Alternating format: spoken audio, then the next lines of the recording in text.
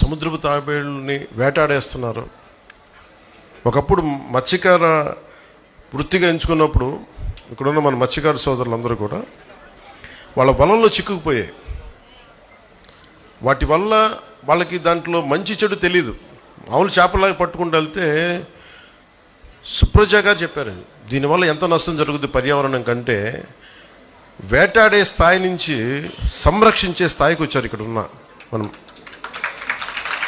ఇంతకుమించి గొప్పదే ఉంది చెప్పండి.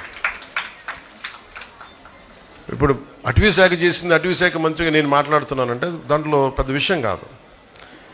అది వాళ్ళకి అది అవసరం లేనిది, పట్టించుకోకర్లా. కానీ నిజంగా భూమాతని నమ్మితే, ప్రకృతిని నమ్మితే, ప్రకృతిని పూజిస్తే వాళ్ళ సహజమైన వృత్తిని కూడా అర్థం చేసుకొని దీన్ని మనం పట్టకూడదు, సాంప్రదాయ వృత్తి దీనికి సంబంధించి పట్టుకోకూడదని అడవులు వలల్లో చిక్కితే వాటిని జాగ్రత్తగా కట్ చేసి, ఒక్కొక్క వల కట్ చేయడం అంటే కూడా నష్టపోవడం అనమాట. వాళ్ళు నష్టపోయి ఆ వలలు కట్ చేసేసి మళ్ళీ వాటిని వదిలేయటం.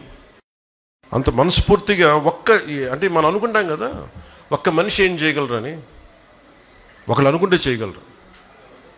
నేను చాలాసార్లు చెప్తాను, 1 man's courage makes a majority. ఒక్కళ్ళు అనుకుంటే చాలు.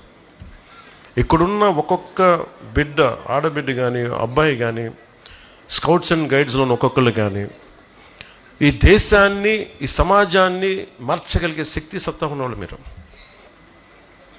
సుప్రజ గారు ఒక్కళ్ళు అనుకొని ఆవిడికి తోడుగా రాజు గారు, సూరజ్ గారు, చంద్రారెడ్డి గారు, సోమేశ్వర్ గారు, ఇలాంటి వాళ్ళందరూ ఒకళ్ళు అనుకోవాలి ఫస్ట్. ఆవిడ అనుకున్నారు ఫస్ట్ ఏదో చేద్దామని. ఆ చేయడం మూలం